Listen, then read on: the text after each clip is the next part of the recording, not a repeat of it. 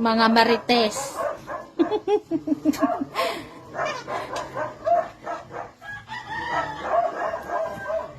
Ayan, tignan nyo po kung anong minamarites nila. Minamarites na yung mga nagtatahulang aso sa labas. Ayan, nakikinig sila.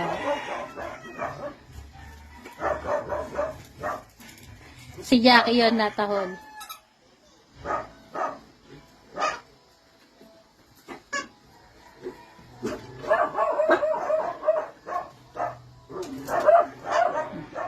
Si Barako ko ano din oh.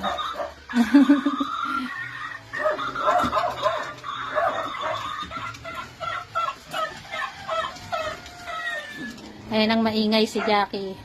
Saka yung isang aso po dito sa tabing bahay namin.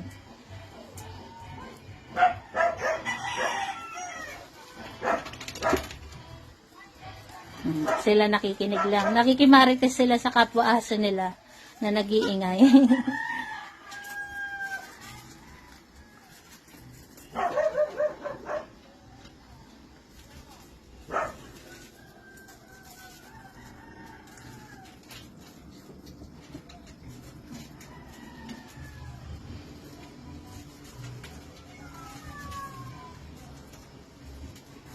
Ayan po sila, relax lang. Kahit merong nagtatahulan sa labas ng aming bahay.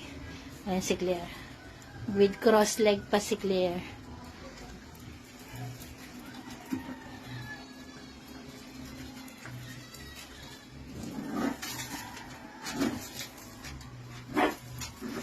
Magtatanong po kung bakit naka-diaper si Barako.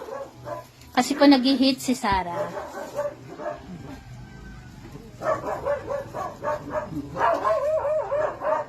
Ayan, tanungin niyo po kung kami po ba ay nakakaabala sa aming mga kapitbahay gawa ng marami po kaming fur babies.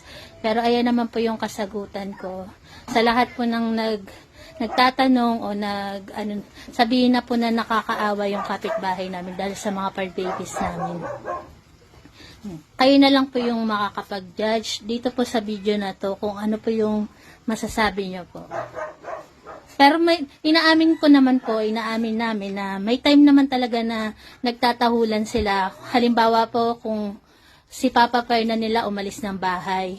Pagbalik ni Papa Perna nila, ayun, kanya-kanya silang pasiklaban kung sinong sasalubong sa Papa Perna nila.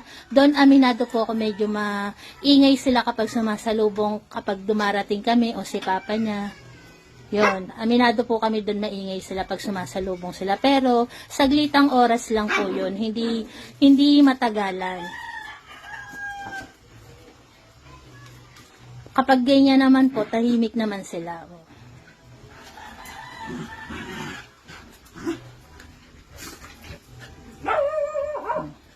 Nakikiramdam lang po sila sa labas. Nakikimarites sila kung ano ba tinatahulan ng mga kapwa aso nila.